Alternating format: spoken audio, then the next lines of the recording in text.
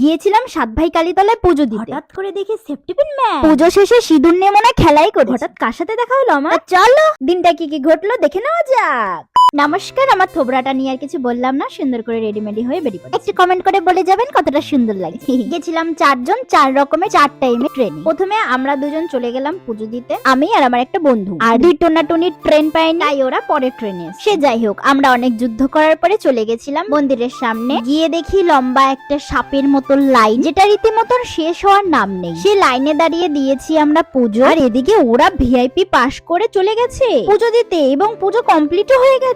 আর কি করণীয়, আমরা দুজন মিলে পুজো দিয়ে তারপরে বেরিয়ে পড়লাম ব্রিজের ওই পাশে। তোমরা সবাই জানো সাত ভাই কালীতলার নামটা কিরকম করে হয়েছে, আমি যতটুকু জানি তাই তোমাদের সাথে শেয়ার করছি। ভুল ত্রুটি হলে ক্ষমা করে কমেন্টে জানাও। প্রায় 400 বছর আগে এখানে নাকি ডাকাতরা থাকতো, এবং এক শীতের রাতে বাংলাদেশের যশোর জেলার এক জমিদার বাড়িতে ডাকাতি। সেখান থেকে ফেরার সময় মা কালী নাকি নিজেই বলেন, তোরা সব নিয়ে যাচ্ছিস, আমাকে নিবি না? এই কথা শোনার পরে নাকি সেই মূর্তিটাকেও নিয়ে আসে এই বটগাছে প্রতিষ্ঠিত করে। আর জানা যায় 7 জনই প্রত্যেকেই নাকি নিজেরা আপন ভাই ছিল। তো সেখান থেকে নামকরণ হয় সাত ভাই কালী। এই মন্দিরটা ছিল ব্রিজের ওই পাশে। আমি প্রতি বছর এসে রাস্তার পাশে বটগাছের ওখানে পুজোটা দিই। এই মন্দিরে আমি কখনো পুজো দিই, আমি জানতামই না এই মন্দিরে এত ভালো করে বসিয়ে পুজো করা হয়।